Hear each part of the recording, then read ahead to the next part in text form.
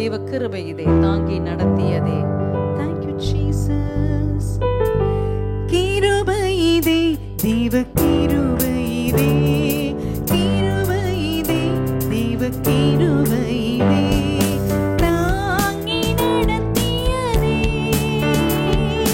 இயேசுவிலே உன் நேசரிலே ஆகமகிழ்ந்தே நாம் ஆனந்திப்போம். இயேசுவிலே உன் நேசரிலே ஆகமகிழ்ந்தே நாம் ஆனந்திப்போம்.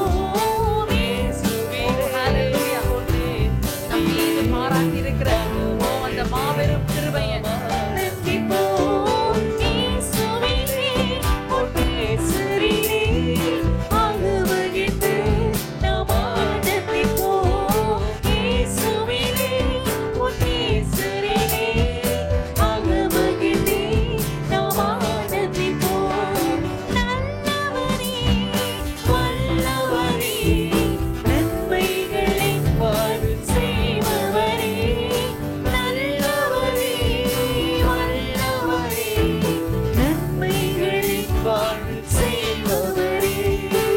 கடந்த நாட்கள் முழுவதும் எம்மை கண்ணின் மணி போல் காத்தாரே.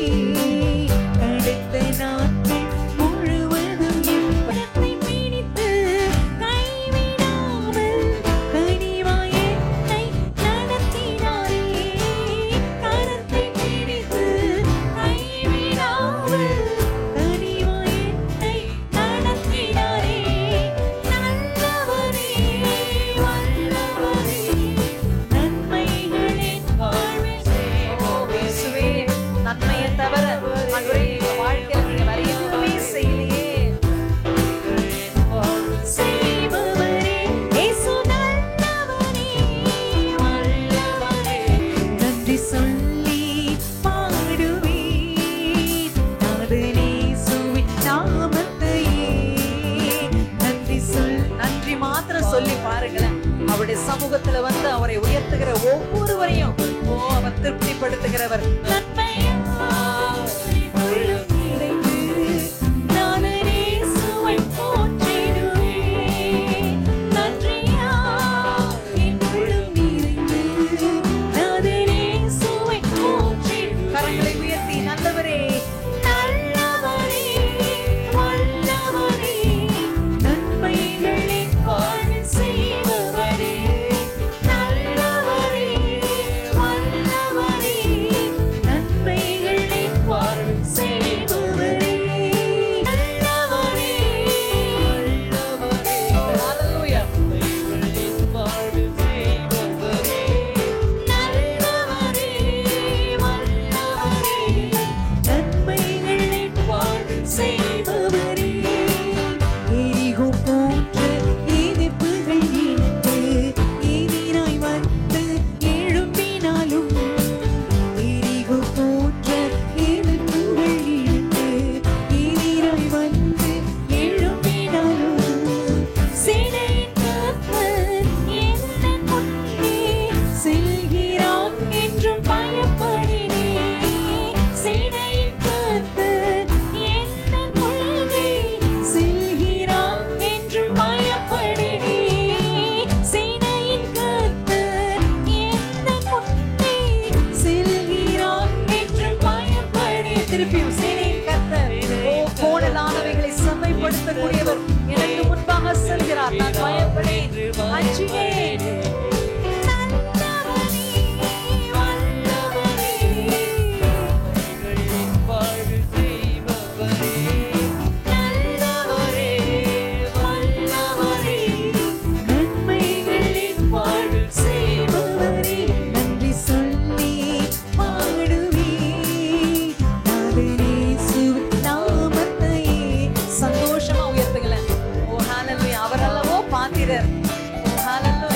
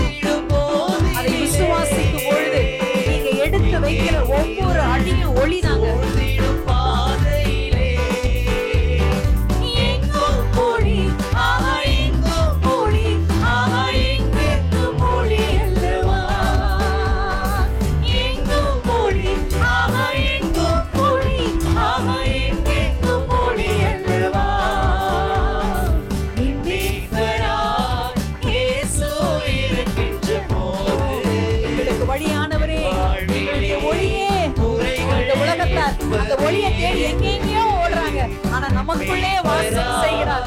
அந்த ஒளி நமக்குள்ளே இருக்குதுங்க. எவ்வளவு பெரிய ஒரு ஆச்சரியம், எவ்வளவு பெரிய ஒரு சந்தோஷம் அது.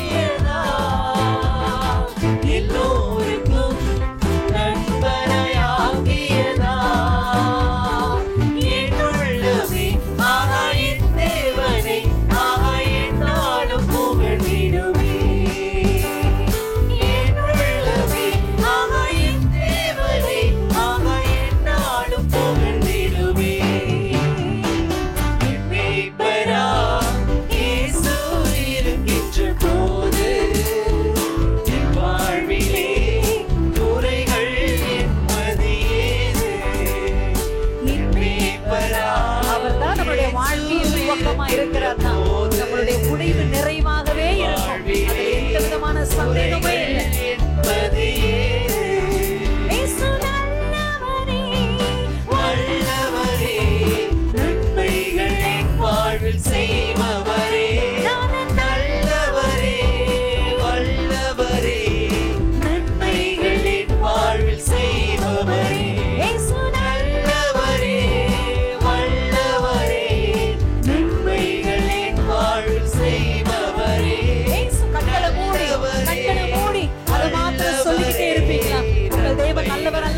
அவர் மாத்திரமே வல்லவர் அல்லவா? வல்லவர், நீர் போதுமானவர். உங்களுக்கு எப்படி அவரை வர்ணிக்கணும் நீங்க ஃபீல் பண்றீங்க, அதை சொல்லி சொல்லி வல்லவரே, நன்மைகளின் வாழ்வில் செய்பவரே, இயேசு நல்லவரே, நீர் வல்லவரே, நன்மைகளின் வாழ்வில் செய்பவரே, இயேசு நல்லவரே, நன்மைகளின் வாழ்வில் செய்பவரே.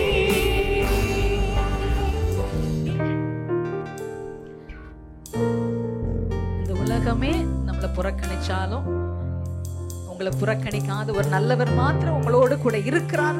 எப்போதும் மறந்துடாதீங்க. He is for you at any cost. என்ன காஸ்ட் ஆனாலும் உங்க தேவன் உங்களை முன்குறித்தவர். தாயின் கருவிலே நீங்க தோன்றுவதற்கு முன்பதாகவே உங்களை பெயர் சொல்லி அழைத்தவர். இந்த ஹால்குள்ள நின்று கொண்டிருக்கீங்க பாருங்களேன், நீங்க இருக்கிறீங்க பாருங்களேன். நீங்க யாரா இருந்தாலும் சரி, உங்களை தேவன் முன்குறித்திருக்கிறார். உங்களை தேவன் முன்குறித்திருக்கிறார். உங்கள் நினைவாகவே அவர் இருக்கிறாருங்க. So don't worry about kith and kin. மற்றவர்களை பார்த்து ஆண்டவரே நீங்க வரி பண்ணாதீங்க. இவங்க என்ன யோசிக்கலையே, இவங்க என்ன நினைவு கூறுகளே, இவங்க புரிஞ்சிக்கலையே நினைக்காதீங்க. உங்களை புரிந்து கொள்ள, உங்களை அரவணைக்க, உங்களை அப்படியே அக்செப்ட் பண்ணிக்க ஒரு நல்ல தேவன் இருக்கிறார். அவர்தான் இயேசு, அவர்தான் இயேசு, அவர்தான் இயேசு. அவர் நல்லவர், அவர் போதுமானவர். அவர் எப்பொழுதும் உன்னை ஒரே மாதிரி நேசிக்கிறவராய் இருக்கிறார். ஆண்டவரே we thank you. நான் கரங்களை உயர்த்தி அப்பா நன்றின்னு சொல்லுவீங்களா? உங்க அன்புக்காக, இன்னும் நீங்க எங்க மேல பாராட்டி கொண்டிருக்கிற உங்க அன்புக்காக, உங்க தயவுகளுக்காக, உங்க ஈவுகளுக்காக, உங்க இரக்கங்களுக்காக நன்றி டாடி. நன்றி நன்றி நன்றி நன்றி. தொடர்ந்து ஆண்டவரே அப்பா எங்களை உமக்கு பாத்திரவான்களாய் வணையும்படியாய் உம்முடைய கரங்களிலே தாழ்த்தி ஒப்பு கொடுக்கிறோம். உம்முடைய நாம மாத்திரம் மகிமை அடையட்டும். இயேசுவின் நாமத்தினாலே பிதாவே, ஆமென் ஆமென். Please be seated. May God bless you all. தேவனுக்கு மகிமை உண்டாகட்டும்.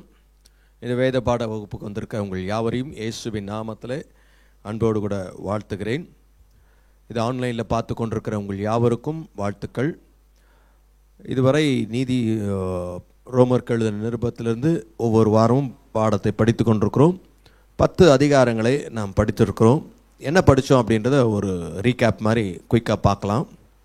முதலாவதாக இந்த ரோமர் எழுதின நிருபம் விசுவாசத்தை மையமாக வைத்த காரியம்.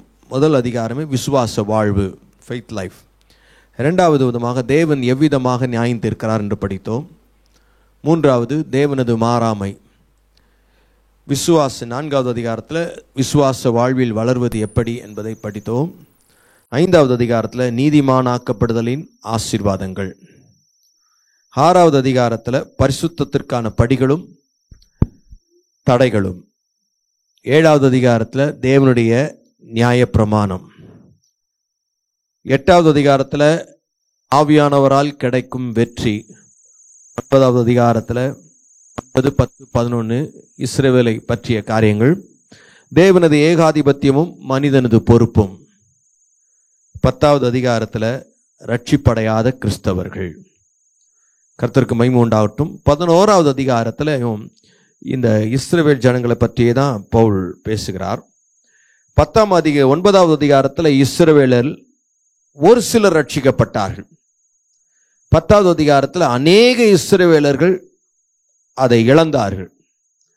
11வது அதிகாரத்தில் இஸ்ரவேலை புறக்கணித்தது முழுமையாக அல்ல மற்றும் முடிவாகவும் அல்ல என்பதை பற்றி பேசுகிறது. இஸ்ரவேல் ஜனங்களை தேவன் புறக்கணித்தது முழுமையா புறக்கணிக்கல, அதே சமயத்தில் முடிவாகவும் அது இல்லை. The rejection was neither total nor final. அதை 2 பிரிவாக பிரிக்கலாம். 1லேருந்து 25 வரைக்கும் வசனங்களை தேவன் அந்த இஸ்ரவேல் ஜனங்களை முழுவதுமாக புறக்கணிக்கவில்லை என்பதாகவும், அதற்கு பிறகு 26லேருந்து 33 வரைக்கும் முடிவாகவும் அவர்களை புறக்கணிக்கவில்லை என்பதையும் அதில் நம்ம படிக்கிறோம். ஆகவே இதில் இந்த 11வது அதிகாரத்தில் 2 வித கண்ணோட்டத்தோடு நம்ம பார்க்க போகிறோம். முதலாவது தேவனின் ஞானமும் இஸ்ரவேலின் எதிர்கால மீட்பும், அதையும் பார்க்குறோம். அதே சமயத்தில் தேவனின் ஞானமும் இஸ்ரவேலின் எதிர்கால மீட்பும், the wisdom of God and Israel's restoration in the future. தேவனின் ஞானமும் இஸ்ரவேலின் எதிர்கால மீட்பும். தேவன் எப்படிப்பட்டவர் அப்படின்ற கண்ணோட்டத்திலையும் பார்க்குறோம். தேவன் அவர்களை முழுவதுமாக புறக்கணியாமலும் முற்றிலுமாக புறக்கணியாமல் ஒரு பங்கை மீதியாக வைக்கிறார். அது மாத்திரமல்ல, முடிவாகவும் அது இல்லை. அப்போ தேவனுடைய குணாதிசயங்கள் அந்த இடத்துல வெளிப்படுகிறது. கர்த்தருக்கு ஸ்தோத்திரம். அதனால் தேவன் எப்படிப்பட்டவர்னா, தேவன் பெரியவராக இருக்கிறார். God is great அப்படின்றதையும் நம்ம பார்க்குறோம். கர்த்தருக்கு ஸ்தோத்திரம். முதலாவது, தேவன் the rejection was not total, அதாவது இஸ்ரவேலை முழுமையாக புறக்கணிக்கவில்லை. தேவன் இஸ்ரவேலை முழுமையாக, ரோமருக்கு எழுதின நிருபம் 1லேருந்து 25 வரைக்கும் இருந்தாலும் நம்ம 1லேருந்து 10 வரைக்கும் வசனங்களை பார்க்குறோம். அதில் 2 பிரிவுகளாக இருக்குது. ஒன்று சிறுபான்மையினர், ஒரு பங்கு மீதியாக வைக்கப்பட்ட ஒரு கூட்டம். 2வது பங்கு பெரும்பான்மையினர். முதலாவது சிறுபான்மையினர் அப்படின்றத நம்ம பார்க்கலாம். உதாரணமாக முதல் வசனம் 5வது வசனம், 11வது அதிகாரம் 5வது வசனம். அப்படி போல இக்காலத்திலேயும் இந்த காலத்திலேயும் கிருபையினாலே உண்டாகும் தெரிந்து கொள்ளுதலின்படி ஒரு பங்கு மீதியாய் இருக்கிறது. ஒரு பங்கு மீதியாய் இருக்கிறது. கிருபையினாலே உண்டாகும் தெரிந்து கொள்ளுதலின்படி ஒரு பங்கு மீதியாக வைக்கப்பட்டிருக்கிறது. தேவன் முற்றிலுமாக அழிக்கிறது இல்லை, ஒரு பங்கை எப்பவுமே மீதியாக வைக்கிறார். கர்த்தருக்கு ஸ்தோத்திரம். மீதியாக வைக்கப்பட்டிருக்கிறது. கர்த்தருக்கு மகிமை உண்டாகட்டும். மனிதனை தேவன் படைத்ததற்காக வருத்தப்பட்டார், அல்லது மனிதனுடைய அக்கிரமங்கள் பெருகின போது அவனுடைய வேதனைகள் பாவங்கள் நித்தமும் பெருகின போது அதற்காக வருத்தப்பட்டார். அவன் முழுவதுமாய் சங்காரம் பண்ண நினைத்த கர்த்தர் மீதியாக ஒரு குடும்பத்தை மீதியாக வைத்தார், நோவாவின் குடும்பம். கர்த்தருக்கு அதே போல தான் இங்கேயும் மீதியாக வைக்கப்படுகிற இந்த மைனாரிட்டி குரூப், சிறுபான்மையினர் எப்போதும் ஒரு கூட்டம் இஸ்ரவேலில் இருக்கிறாங்க. அது பவுல் தன்னை அடையாளப்படுத்திக்கிறார் அந்த கூட்டத்தில். முதல் வசனத்தை பாருங்க. இப்படி இருக்க தேவன் தம்முடைய ஜனங்களை தள்ளிவிட்டாரோ என்று கேட்கிறேன். தள்ளிவிடவில்லையே.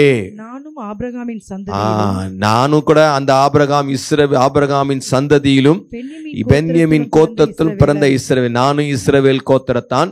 நானும் இதற்கு ஒரு காலத்தில் எதிராக இருந்தேன், இப்ப நான் ரட்சிக்கப்பட்டிருக்கிறேன். ஸோ ரட்சிக்கப்பட்ட அந்த சிறுபான்மையினர் அந்த கூட்டத்தில் நானும் இருக்கிறேன் அப்படின்றாரு. மாத்திரமல்ல, அதை தொடர்ந்து அவர் பேசும்போது 2லேருந்து 4 வரைக்கும் தேவன் தாம் முன்னறிந்து கொண்ட தம்முடைய ஜனங்களை தள்ளிவிடவில்லை.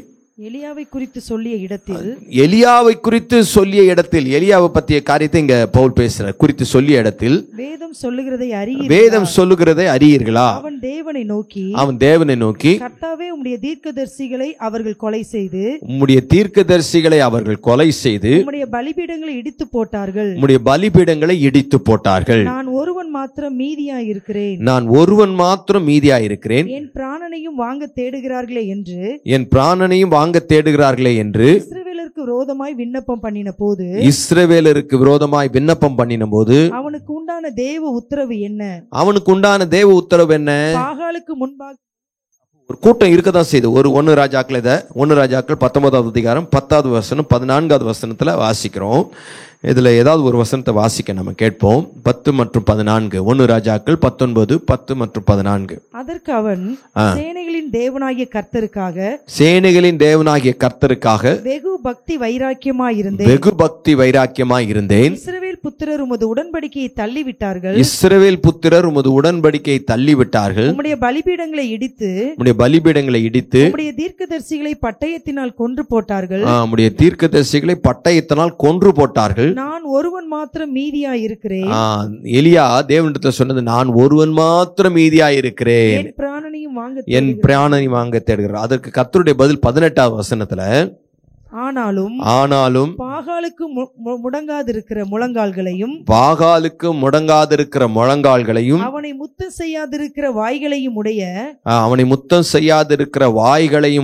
7000 பேரை இஸ்ரவேலிலே மீதியாக வைத்திருக்கிறேன் என்றார். 7000 பேரை மீதியாக வைத்திருக்கிறேன் என்றார். கர்த்தருக்கு ஸ்தோத்திரம். அப்போ இஸ்ரவேலை புறக்கணிக்க தேவன் தம்முடைய ஜனங்களை தள்ளிவிட்டாரோ? இல்ல, ஒரு சிறுபான்மையினர் அங்கே காக்கப்பட்டுவே வைக்கப்பட்டிருக்கிறார்கள். முன்னர் இந்த கூட்டம், அந்த கூட்டம் தேவனுக்காக வைராக்கியமா வாழ்கிற கூட்டம், முன்னறிந்து தெரிந்து கொள்ளப்பட்ட மீதியாக வைக்கப்பட்ட ஒரு சிறு கூட்டம் இருக்கத்தான் செய்கிறது எப்பவுமே. கர்த்தருக்கு ஸ்தோத்திரம்.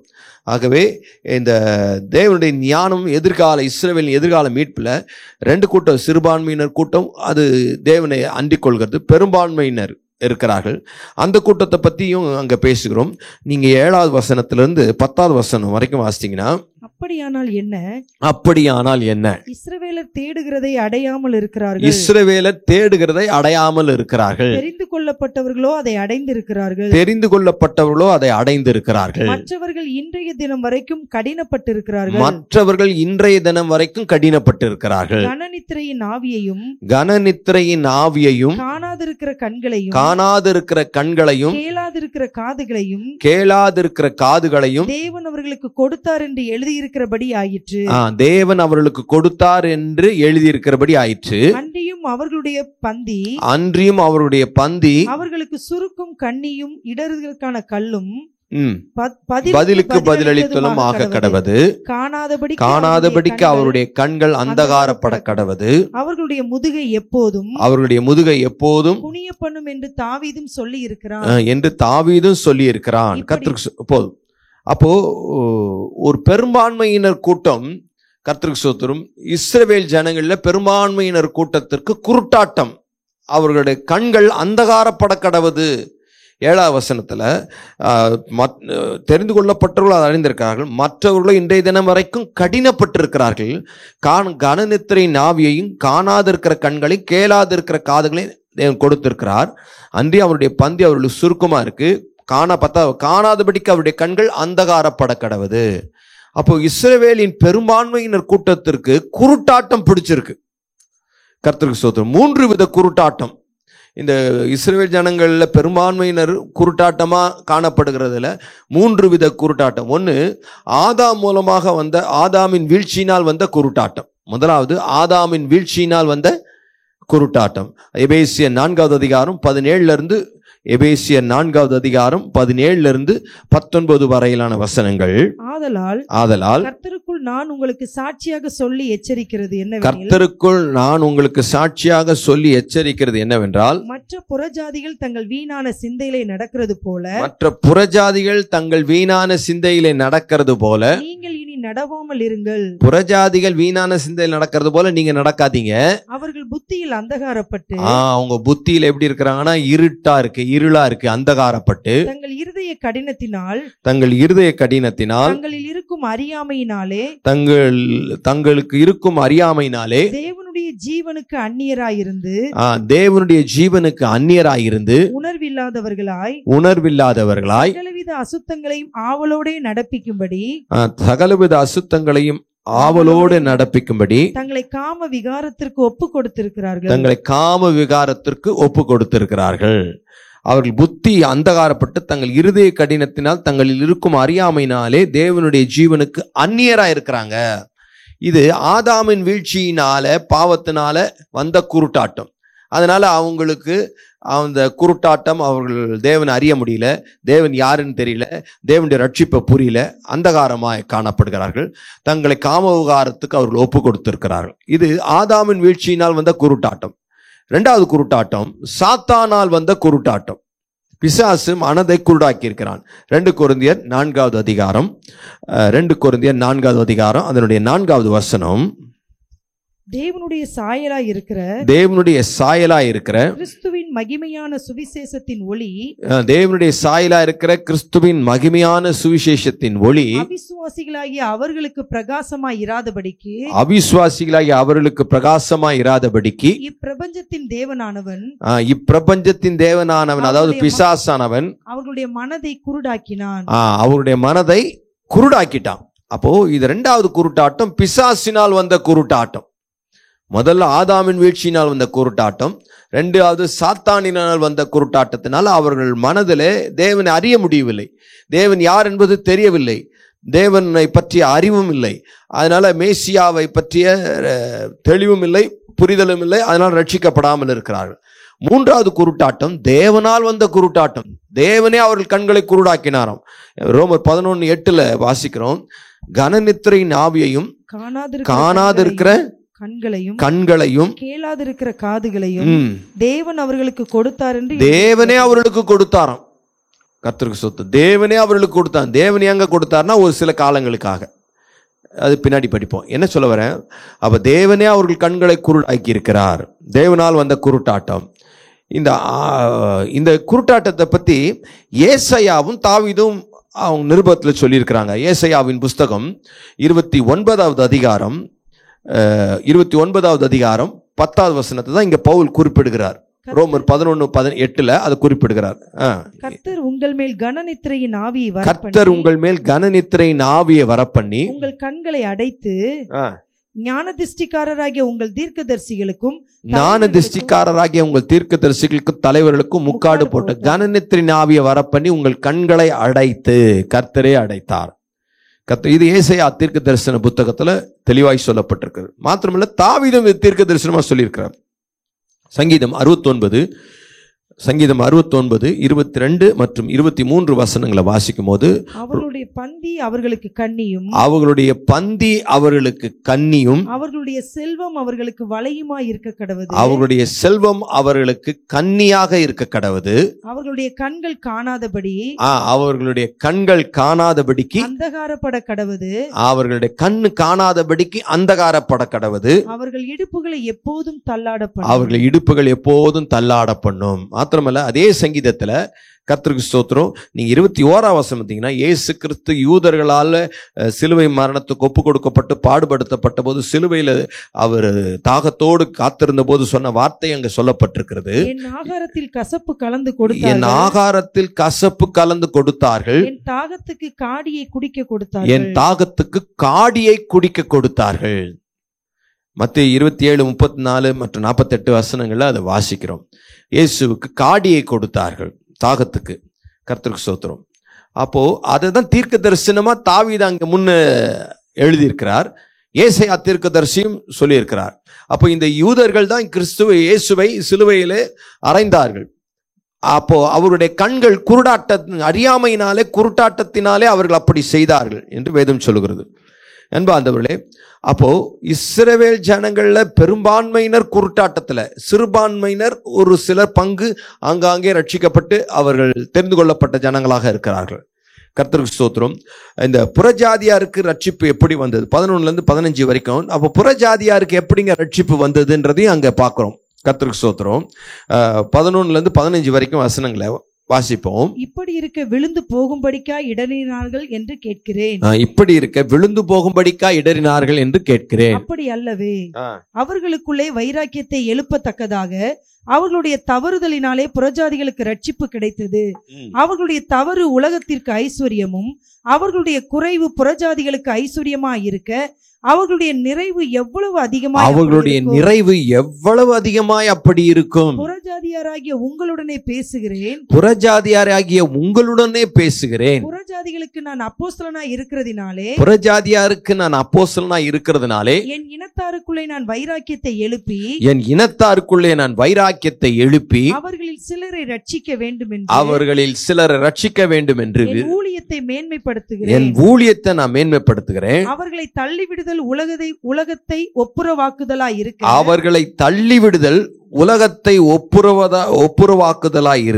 அவர்களை அங்கீகரித்துக் கொள்ளுதல் என்னமாய் இருக்காது. மரித்தோரிலிருந்து ஜீவன் உண்டானது போல் இருக்கும் அல்லவோ. மரித்தோரிலிருந்து ஜீவன் உண்டானது போல் இருக்கும் அல்லவா. கர்த்தருக்கு ஸ்தோத்திரம். அப்ப நீங்கள் நானும் புறஜாதியார். கர்த்தருக்கு ஸ்தோத்திரம். நம்ம என்ன யூத வம்சத்தை சார்ந்தவர்கள் இல்ல, ஆபிரகாமின் சந்ததியும் அல்ல, நம்ம புறஜாதியார். நமக்கு ரட்சிப்பு எப்படி வந்தது? கர்த்தருக்கு ஸ்தோத்திரம், நம்ம ரட்சித்தார். அப்போ இதுல தேவனுடைய ஒரு குணத்தை பார்க்கிறோம். என்னன்னா, தேவனுக்கு முன்பாக பெருமை பாராட்ட இல்லை. தேவனுக்கு முன்பாக பெருமை பாராட்டுதல் இல்லை. கர்த்தருக்கு ஸ்தோத்திரம். ஏனென்றால் நம்முடைய ரட்சிப்பை குறித்து ஒரு நாளும் தேவனுக்கு முன்னாடி நம்ம பெருமை பாராட்டுவதற்கு இடமே இல்லை. 17, 18 அதை தெளிவா சொல்லுது. சில கிளைகள் முறித்து போடப்பட்டிருக்க காட்டொளிவு மரமாகிய நீ அவைகள் இருந்த இடத்தில் ஒட்ட வைக்கப்பட்டு இருந்த இடத்துல ஒட்ட வைக்கப்பட்டு ஒலிவ மரத்தின் வேருக்கும் சாரத்துக்கும் உடன் பங்காளியாய் இருந்தாயானால் நீ அந்த கிளைகளுக்கு விரோதமாய் பெருமை பாராட்டுவாயானால் நீ வேரை சுமக்காமல் வேர் உன்னை சுமக்கிறது என்று நினைத்துக்கொள். ஆமென். வேர் உன்னை சுமக்குதுன்னு நினைச்சுக்கோ. கர்த்தருக்கு புறஜாதியாராகிய நாம் ரட்சிக்கப்பட்டோம். நாம் தேவனுக்கு முன்பாக பெருமை பாராட்டுவதற்கு காரணங்களே கிடையாது. பெருமை பாராட்டுதல் கூடாமைக்கு, பெருமை பாராட்டாம இருக்கிறதுக்கு பல காரணங்கள் இருக்கு. பெருமை பாராட்டுறதுக்கு ஒரு காரணமும் கிடையாது. ஆனா பெருமை பாராட்டுதல் கூடாமைக்கு பல காரணங்கள் இருக்கு. கர்த்தருக்கு ஸ்தோத்திரம். அதுல ஒரு 5 காரணங்களை இந்த இடத்துல நம்ம பார்க்கிறோம். தேவனுக்கு முன்பாக பெருமை பாராட்டுதல் இல்லை. அதை நம்ம புறஜாதியாராகிய நாம நல்லா அறிந்து கொள்ள வேண்டும். ரட்சிப்பை குறித்து அப்படி அறிந்து கொண்டாதான் நம்முடைய ரட்சிப்பில் தொடர்ந்து நிலைத்திருக்க முடியும். கர்த்தருக்கு நன்றி உள்ளவர்களாகவும் ஜீவிக்க முடியும். முதலாவது, ரட்சிப்பு நமக்கு எப்படி கிடைச்சது அப்படின்னா, கர்த்தருக்கு ஸ்தோத்திரம், நீங்க 12வது வசனத்திலையும் 15வது வசனத்திலையும் வாசிக்கும் போது, அவர்களுடைய தவறு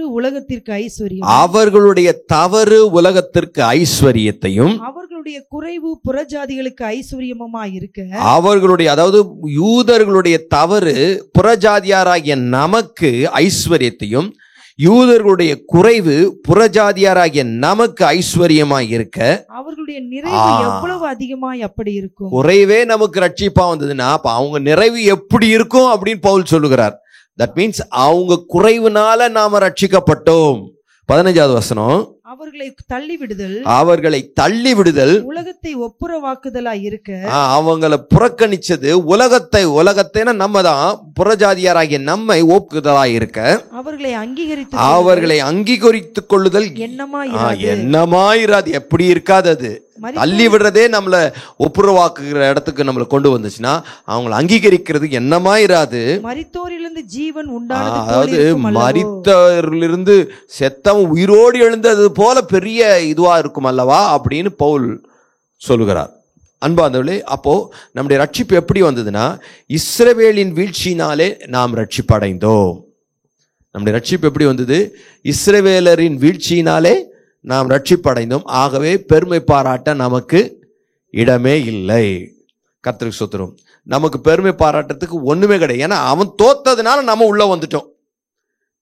அவன் இல்லை அப்படின்றதுனால நம்ம உள்ள வந்துட்டோம். இதுதான் யோவான் 1:11-12 அவர் சொந்தமானதிலே வந்தார். யோவான் நிருபத்தில் 1 மற்றும் 12 அவர் தமக்கு சொந்தமானதிலே வந்தார். சொந்தமானதிலே யூதர்களுக்காக வந்தார். அவருக்கு சொந்தமானவர்களோ அவரை அவருக்கு சொந்தமான யூதர்களோ அவரை ஏற்றுக்கொள்ளவில்லை. அவருடைய நாமத்தின் மேல் ஏற்றுக்கொள்ளவில்லை. ஆனா புறஜாதியாராகிய நாம அவருடைய நாமத்தின் மேல் விசுவாசம் உள்ளவர்களாய் அவரை ஏற்றுக்கொண்டவர்கள் எத்தனை பேர்கள்? அதாவது எத்தனை பேர், அது யாரா இருந்தாலும் சரி, அது புறஜாதியாரா இருக்கலாம், கிரேக்கரா இருக்கலாம், யூதரா இருக்கலாம், அந்நியரா இருக்கலாம், யாரா இருந்தாலும் சரி, அத்தனை பேர்களும் தேவனுடைய பிள்ளைகளாகும்படி. ஆமென். சொந்தமானதுல வந்தார், சொந்தமானவர் ஏற்றுக்கொள்ளல. ஆனா அவருடைய நாமத்தின் மேல் விசுவாசம் வைத்த புறஜாதிகள் அவர் ஏற்றுக்கொண்டதுனால தேவனுடைய பிள்ளைகளாகும்படி அவர்களுக்கு அதிகாரம். அப்போ யாரோ ஒருவர் தோல்வி அடைந்ததுனால நாம ரட்சிக்கப்பட்டோம்.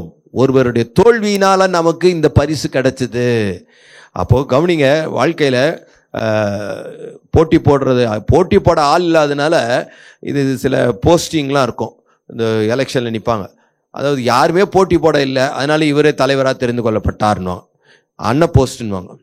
கர்த்தருக்கு ஸ்தோத்திரம். அந்த மாதிரி நமக்கு ரட்சிப்பு கிடைச்சிது. விருந்து ஆயத்த லூக்கா 14வது அதிகாரத்தில் ஆண்டு நல்ல ஒரு ஓமை சொன்னார். 16-24 வரைக்கும் வாசித்தீங்கன்னா, அதற்கு அவர் ஒரு மனுஷன் பெரிய விருந்தை ஆயத்தம் பண்ணி அநேகரை அழைப்பித்தான். விருந்து வேளையில் தன் ஊழியக்காரனை நோக்கி நீ அழைக்கப்பட்டவர்களிடத்திற்கு போய் எல்லாம் ஆயத்தமாய் இருக்கிறது, வாருங்கள் என்று சொல்லென்று அவனை அனுப்பினான். அவர்கள் எல்லாரும் போக்கு சொல்ல தொடங்கினார்கள். ஒருவன், ஒரு வயலை கொண்டேன், நான் அகத்தியமாய் போய் அதை பார்க்க வேண்டும், என்னை மன்னிக்கும்படி வேண்டிக் கொள்கிறேன் என்றான். வேறொருவன், 5 ஏர்மாடு கொண்டேன், அதை சோதித்து பார்க்க போகிறேன், என்னை மன்னிக்கும்படி வேண்டிக் கொள்கிறேன் என்றான். வேறொருவன், பெண்ணை விவாகம் பண்ணினேன், அதனால் நான் வரக்கூடாது என்றான். அந்த ஊழியக்காரன் வந்து இவைகளை தன் எஜமானுக்கு அறிவித்தான். அழைக்கப்பட்டவர்கள் ஒவ்வொரு விருந்து அவர்களுக்காக ஆயத்தமாக்கப்பட்டு அழைக்கப்பட்ட போது அவர்கள் ஒவ்வொருவரும் ஒரு சாக்கு சொல்கிறார். நான் ஏர்மாடு கொண்டேன், நான் பெண்ணை கொண்டேன், நான் வயலை கொண்டேன், நான் வரக்கூடாதுன்னு சொன்ன உடனே இதை போய் எஜமான்கிட்ட சொல்லும் போது எஜமான் கோபமடைந்து ஊழியக்காரனை நோக்கி பட்டணத்தின் தெருக்களிலும் வீதிகளிலும் சீக்கிரமாய் போய் ஏழைகளையும் பட்டணத்துல இருக்கிற தெருக்கல்ல இருக்கிற ஏழைகள், ஊனர், சப்பானிகள், குருடரை இங்கே கூட்டிக் கொண்டு வா என்றான்.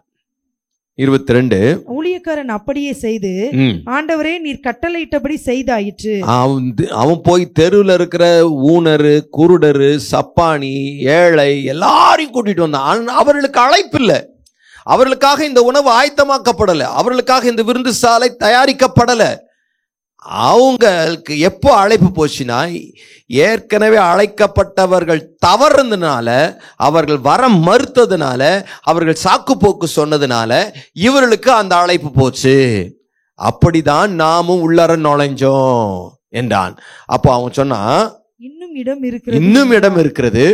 ஊழியக்காரன் அப்படியே செய்து, ஆண்டவரே நீர் கட்டளையிட்டபடி செய்தாயிற்று, இன்னும் இடம் இருக்கிறது என்றான். எஜமான் ஊழியக்காரனை நோக்கி நீ பெருவழிகளிலும் வேலிகள் அருகிலும் போய் என் வீடு நிறையும்படியாக ஜனங்களை உள்ளே வரும்படி வருந்தி கூட்டிக் கொண்டு உள்ளே வந்து, தெருக்கள்ல இருக்கிற வேலி அருகே இருக்கிற ஜனங்கள் அவங்க அன்னைக்கு அது எதிர்பார்க்கல.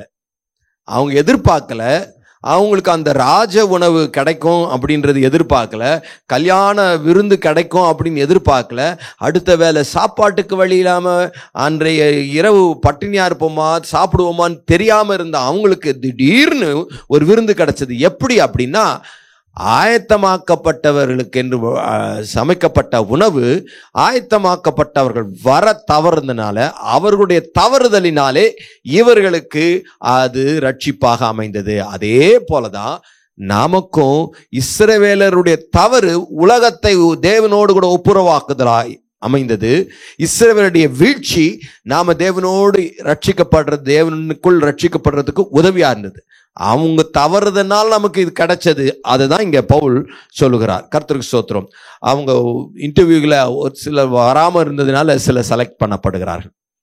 அவங்க இறந்துட்டாங்க, அதனால இவங்க அடுத்தது இவங்க அப்படின்ற மாதிரி ஆகுறதுல, அதே போலதான் அவங்க சிலர் எடுக்கிற முடிவுனால இவங்களுக்கு அது அவங்க எடுத்த முடிவுனால புறஜாதியாராகி நமக்கு அது சாதகமாக அமைந்து விட்டது.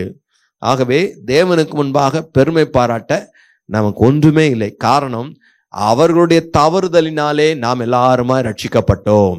இஸ்ரவேலின் தவறுதலினாலே நாம் எல்லாருமாய் ரட்சிக்கப்பட்டோம். ஆகவே பெருமை பாராட்ட நமக்கு ஒன்றுமே இல்லை. இன்னொரு காரணம், பெருமை பாராட்ட காரணமே இல்லை, அது ஒன்றுமே இல்லை என்பதற்கு இன்னொரு காரணம், 6வது வசனம் 7வது வசனம் வாசித்தீங்கன்னா, அது கிருபையினாலே ரோமர் 11:6-7 அது கிருபையினாலே உண்டாயிருந்ததால், கிரியையினாலே உண்டாயிராது. அது கிருபையில உண்டாயிருந்தா கிரியையில உண்டாகல. அப்படி அல்லவென்றால் கிருபையானது கிருபை அல்லவே. அப்படி கிருபையானது கிருபை அல்லவே.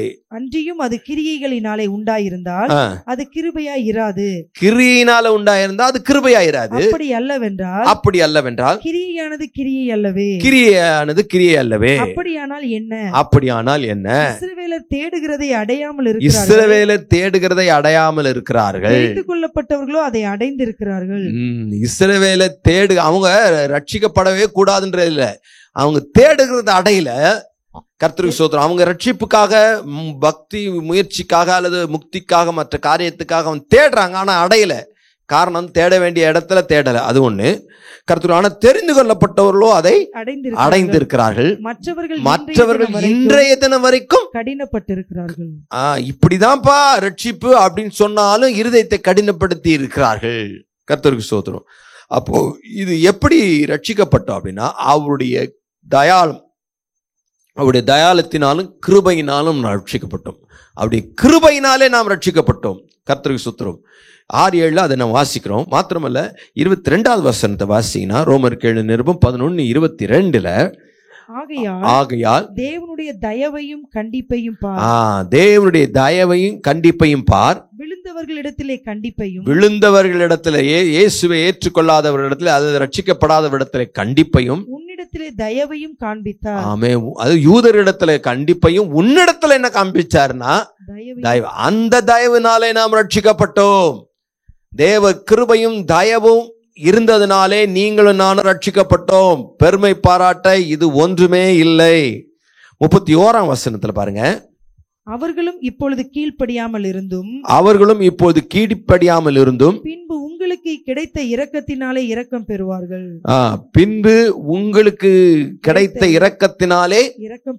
இரக்கம் பெறுவார்கள். இரக்கம், கர்த்தருக்கு ஸ்தோத்திரம். இரக்கத்தினாலே நாம் ரட்சிக்கப்பட்டோம். அப்போ தேவனுடைய தயவு, கிருபை, இரக்கத்தினாலே நாம் ரட்சிக்கப்பட்டோம். ஆகவே பெருமை பாராட்ட நமக்கு ஒன்றுமே இல்லை. இதுதான் எபேசியர் நிருபத்துல பவுல் இன்னும் தெளிவா எழுதுகிறார். 2வது அதிகாரம் 8 மற்றும் 9 வசனங்கள்ல, கிருபையினாலே விசுவாசத்தை கொண்டு ரட்சிக்கப்பட்டீர்கள். இது உங்களால் உண்டானதல்ல, இது உங்களால உண்டானதல்ல. கிருபை, இது தேவன். நாம் ரட்சிக்கப்பட்டது தேவனுடைய சுத்த கிருபை, வேற ஒண்ணுமே கிடையாது. கிருபையினாலே இது உண்டானது. ரட்சிக்கப்பட்டீர்கள், இது உங்களால் உண்டானதல்ல. இது தேவனுடைய ஈவு. ஒருவரும் பெருமை பாராட்டாதபடிக்கு இது கிரியைகளினால் உண்டானதல்ல. ஆமென். ஒருவரும் பெருமை பாராட்டாதபடிக்கு இது நாம செய்த செயல்களால் உண்டானதல்ல. நம்முடைய பக்தி முயற்சிகளால் இது உண்டானதல்ல. நம்ம ஏதோ ஒரு செயலை செஞ்சு அதுல சம்பாதித்ததல்ல இந்த ரட்சிப்பு. தேவனுடைய சுத்த கிருபை. மீண்டும் மீண்டும் சொல்லுகிறோம், ஒவ்வொரு வாரமும் சொல்லுகிறோம், இது தேவனுடைய சுத்த கிருபை, தேவனுடைய தயவு, தேவனுடைய இரக்கம். இதுதான் நம்மளை ரட்சித்தது. தேவன் நம்மேல் இறக்கப்பட்டதுனால.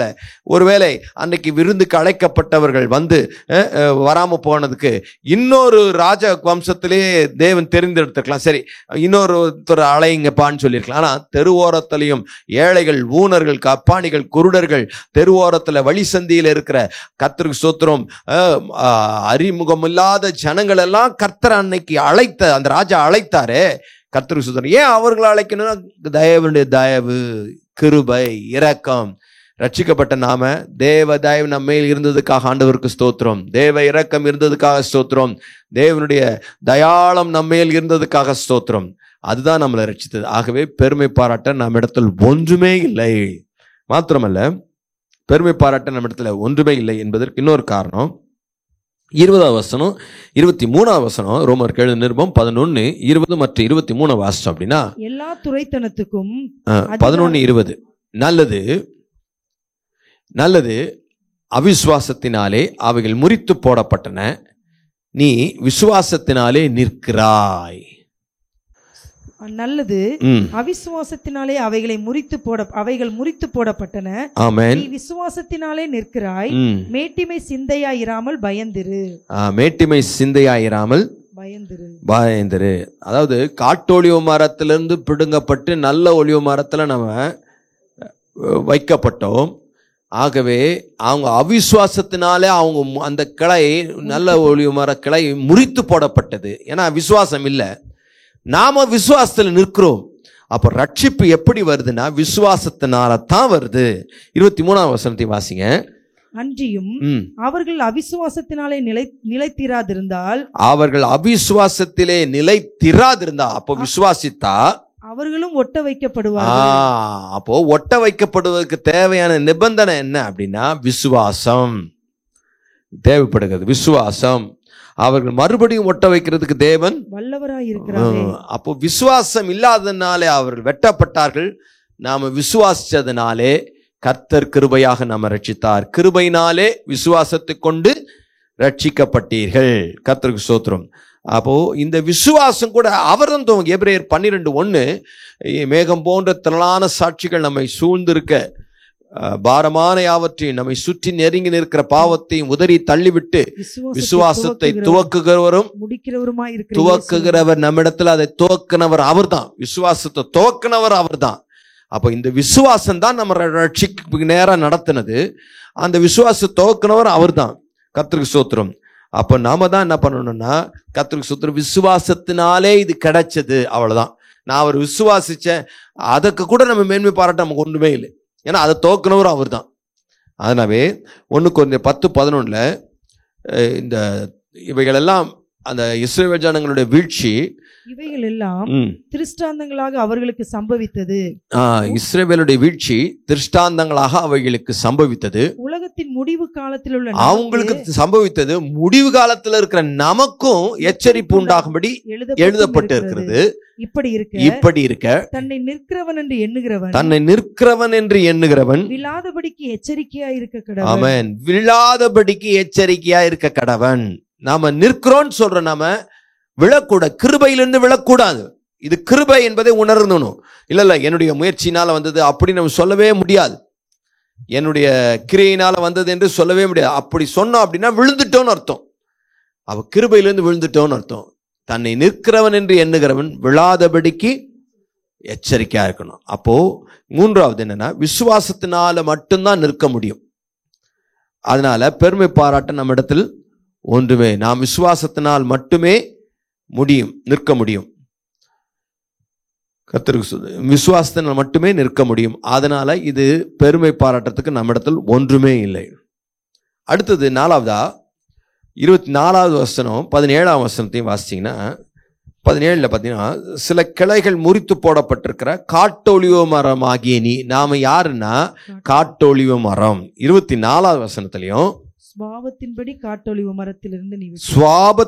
காட்டொலிவ மரத்திலிருந்து நீ வெட்டப்பட்ட. அப்போ நாம அங்க வேதம் என்ன சொல்லுகிறதுனா, நம்ம ஒரு காட்டொலிவ மரம். சுவாபம், நல்ல சுவாபம் இருக்கிறவர்களே அல்ல. 4வது, நம்மிடத்தில் நன்மை ஒன்றும் இல்லை. நத்திங் குட்னஸ், நன்மை ஒன்றுமே இல்லை நம்மகிட்ட. அப்போ நன்மை இல்லாத நமக்கு பெரிய ரட்சிப்பு நமக்கு கிடைச்சிருக்க. அப்போ இதுல பெருமை பாராட்டத்துக்கு நம்மகிட்ட ஒண்ணுமே இல்லை. ரட்சிப்பை குறித்து பெருமை பாராட்டலாம், ஆனா தேவனுக்கு முன்னாடி என்னுடைய செயல்களை நினைச்சு ஒரு நாளும் நம்ம பெருமை பாராட்டவே முடியாது. தேவனுக்கு முன்பாக தாழ்மைப்பட வேண்டும். காட்டொலிவ மரம் நாம இருந்தோம், தகுதியே இல்லை. அந்த சுவாபமே மோசமான சுவாபம். நாம இன்னொரு காட்டொலிவ மரத்துல ஒட்ட வைக்கப்படலை, நல்ல ஒலிவ மரத்துல ஒட்ட வைக்கப்பட்டோம். ஒட்ட வைக்கப்பட்டு கவனிங்க, இதனுடைய சுவாபம் வேற, அதனுடைய சுவாபம் வேற. இதனுடைய சாறு வேற, அதனுடைய சாறு வேற. இதனுடைய சத்து வேற, இதனுடைய சத்து வேற. கர்த்தருக்கு ஸ்தோத்திரம். நாம் நல்ல ஒலிவ மரத்தில் ஒட்ட வைக்கப்பட்டு நல்ல ஒலிவ மரத்தின் சாரத்துக்கும் உடன் பங்காளியா இருந்தார். ஆமென். உடன் பங்காளியா நம்ம மாறிட்டோம். கர்த்தருக்கு ஸ்தோத்திரம். நம்ம நல்ல ஒலிவ மரத்தின் சாரத்துக்கும் வேருக்கும் உடன் பங்காளியாய் நாம் மாறிவிட்டோம். கர்த்தருக்கு ஸ்தோத்திரம். உடன் பங்காளி. அப்போ நல்ல ஒலிவு மரத்தில் காட்டு ஒலிவு மரமாக நம்ம ஒட்ட வைக்கப்பட்டதுனால அதனுடைய சாரம், அதனுடைய சத்து, அதனுடைய காரியங்களெல்லாம் நமக்கு வந்துடுச்சு. அப்போ நம்மளை பார்த்ததும் ஐயோ நல்லவங்க அப்படின்னு நம்ம நினைக்கிறாங்க. இன்னொன்று நேச்சுரலாகவே நமக்கு நல்ல குணங்கள், நல்ல நன்மைகள் ஒன்றுமே இல்லை. கர்த்தருக்கு ஸ்தோத்திரம், கர்த்தருக்கே மகிமை உண்டாகட்டும். நம்முடைய வாழ்விலே நல்ல ஒலிவு மரத்தின் சுவாபம் வருகிறது. எப்படின்னா, காட்டொலிவு மரமாகிய நாம நல்ல ஒலிவு மரத்தில் ஒட்ட வைக்கப்பட்டோம். ஆனால் இயற்கையின்படி பார்த்தீங்கன்னா இது முரண்பாடு உள்ள காரியமாக இருக்கு.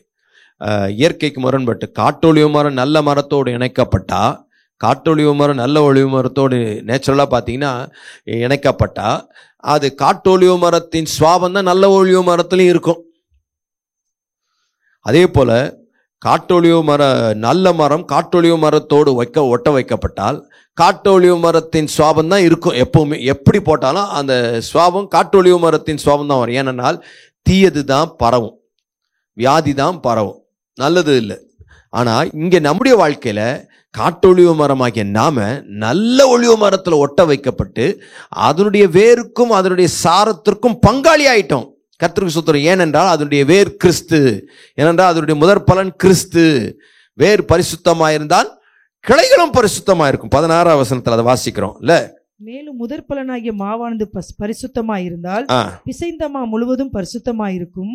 வேறானது பரிசுத்தமாயிருந்தால் கிளைகளும் பரிசுத்தமாயிருக்கும். ஆமென். ஆனா பட் இயற்கையின்படி அது முரண்பட்டது. காட்டொலிவு மரம் நல்ல மரத்துல ஒட்ட வைக்கப்பட்ட காட்டொலிவு மரத்தின் சுவாபம் தான் அதுல இருக்கும். ஆனா நாம ஒட்ட வைக்கப்பட்டு நல்ல ஒலிவு மரத்தின் சாரத்துக்கும் வேருக்கும் பங்காளியான காரணம் அதனுடைய வேர் கிறிஸ்து. ஆகவே வேர் பரிசுத்தமாயிருந்தா கிளைகளும் பரிசுத்தமாய் இருக்கும். எனக்கு அன்பார்ந்தவர்களே, நம்மிடத்துல எந்த ஒரு நன்மையும் இல்லை, நன்மை ஒன்றுமில்லை, நன்மையே இல்லை. மண்ணிடத்தில் நன்மையே கிடையாது. கர்த்தருக்கு ஸ்தோத்திரம். அப்ப நன்மை ஒன்றும் இல்லாத நம்ம கர்த்தர் ரட்சித்தார். ஆகவே நம்ம பெருமை பாராட்டுறதுக்கு நம்மிடத்தில் ஒன்றுமே இல்லை. பெருமை பாராட்டுறது கர்த்தருக்கு ஸ்தோத்திரம் நம்முடைய எந்த அளவுக்கும் நாம் தகுதியானவர்களே கிடையாது. ஆமென்.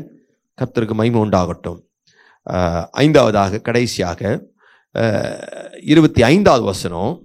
மேலும் சகோதரரே நீங்கள் உங்களையே புத்திமான்கள் என்று எண்ணாதபடிக்கு நீங்களே உங்களை புத்திமான்கள் என்று எண்ணாதபடிக்கு ஒரு ரகசியத்தை நீங்கள் அறிய வேண்டும் என்று இருக்கிறேன். ஒரு ரகசியத்தை அறிய வேண்டும் என்று இருக்கிறேன். என்னவெனில் புறஜாதியாருடைய நிறைவு உண்டாகும் வரைக்கும், புறஜாதியாராகிய நிறைவு உண்டாகும் வரைக்கும் இஸ்ரவேலரில் ஒரு பங்குக்கு கடினமான மனது உண்டாயிருக்கும். இஸ்ரவேலருக்கு ஒரு பங்குக்கு கடினமான இருதயம் உண்டாயிருக்கும். உங்களையே நீங்கள் என்ன, நீங்க புத்திமான்கள் என்று எண்ணாதீர்கள். 5வது, நம்ம ரொம்ப அறிவாளிகளே கிடையாது. நம்முடைய அறிவு குறை உள்ளது.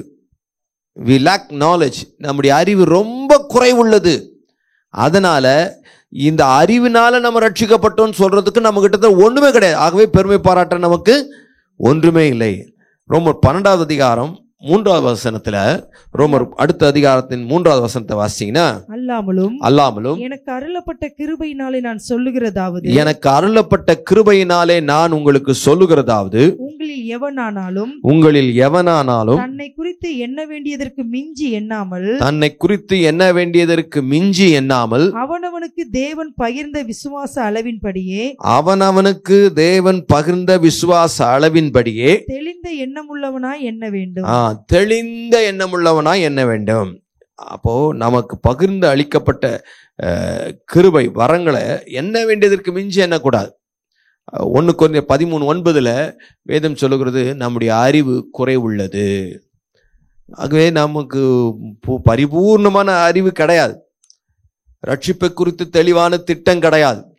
ரட்சிக்கப்படுறதுக்கு என்ன செய்யணும்னு தெரியாது, எங்க போகணும்னு தெரியாது, என்ன பண்ணணும்னு தெரியாது, ரட்சிப்பினாலே என்னன்னு தெரியாது நமக்கு.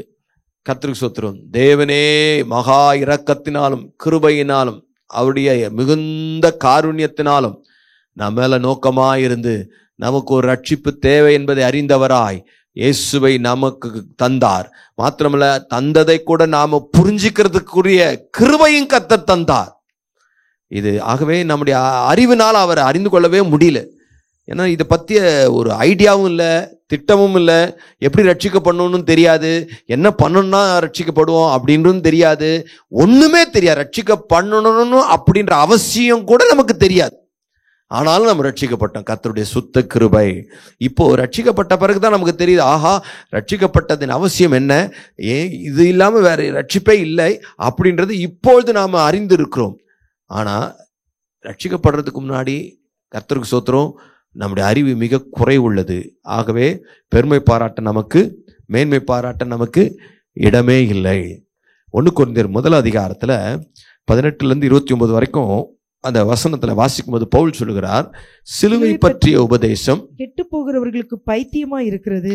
சிலுவை பற்றிய உபதேசம் கெட்டு போறவங்களுக்கு பைத்தியமா இருக்கு. ரட்சிக்கப்படுகிற நமக்கும் அது தேவ பலனா இருக்கு. ஆமா, ரட்சிக்கப்படுற நமக்கும் அது எப்படி இருக்குன்னா தேவ பலனா இருக்குது. ரட்சிக்கப்படுற நமக்கு அது அந்த உபதேசம் பலனா இருக்குது. ஆனா மற்றவர்களுக்கு அது பைத்தியமா இருக்கு. அந்தபடி ஞானிகளுடைய ஞானத்தை நான் அழித்து புத்திசாலிகளுடைய புத்தியை அவமாக்குவேன் என்று எழுதி இருக்கிறது. ஞானிகளுடைய ஞானத்தை அழிச்சு புத்திசாலிகளுடைய புத்தியை என்ன பண்ணுவாராம், அவமாக்குவேன் என்று எழுதி இருக்கிறது. ஞானி எங்கே? வேதபாரகன் எங்கே? இப்பிரபஞ்ச தர்க்க சாஸ்திரி எங்கே? உலகத்தின் ஞானத்தை தேவன் பைத்தியமாக்கவில்லையா? இவ்வுலகத்தில் தேவன் ஞானத்தை பைத்தியமாக்கவில்லையா? உலகத்தின் ஞானத்தை தேவன் பைத்தியமாக்கவில்லையா? எப்படியெனில் தேவன் ஞானத்துக்கு ஏற்றபடி உலகமானது சுய ஞானத்தினாலே தேவனை அறியாதிருக்கையில் பைத்தியமாக தோன்றுகிற பிரசங்கத்தினாலே விசுவாசிகளை ரட்சிக்க தேவனுக்கு பிரியமாயிற்று.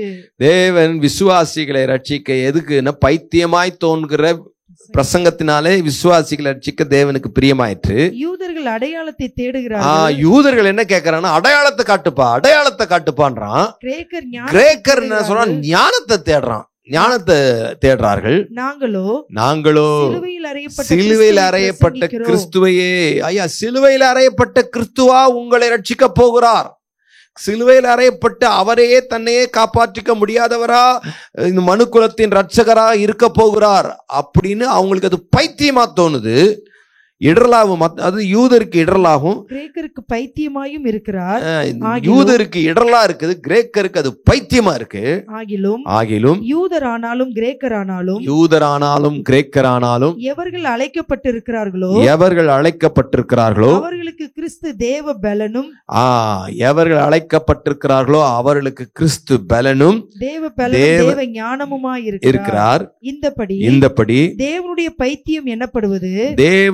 பைத்தியம் எனப்படுவது மனுஷருடைய ஞானத்திலும் அதிக ஞானமாய் இருக்கிறது. கர்த்தருக்கு ஸ்தோத்திரம். தேவனுக்கு பைத்தியமா தோன்ற காரியம் மனுஷனுடைய ஞானத்திலும் அதிக ஞானமா இருக்கான். தேவனுடைய பைத்தியமா தோன்ற ஒரு காரியமே மனுஷனுடைய ஞானத்திலும் அதிக ஞானமா இருக்கு. தேவனுடைய பலவீனம் எனப்படுவது மனுஷருடைய பலத்திலும் அதிக பலமாய் இருக்கிறது. மனுஷருடைய பலத்திலும் அதிக பலமாய் இருக்கிறது. எப்படியெனில் சகோதரரே நீங்கள் அழைக்கப்பட்ட அழைப்பை பாருங்கள். எப்படி அது அப்படின்னா, நம்மளே யோசிச்சு பாருங்க. புறஜாதியாராக நம்மளை யோசித்து பாருங்க. அழைக்கப்பட்ட அழைப்பை பாருங்கள். மாம்சத்தின்படி ஞானிகள் அநேகர்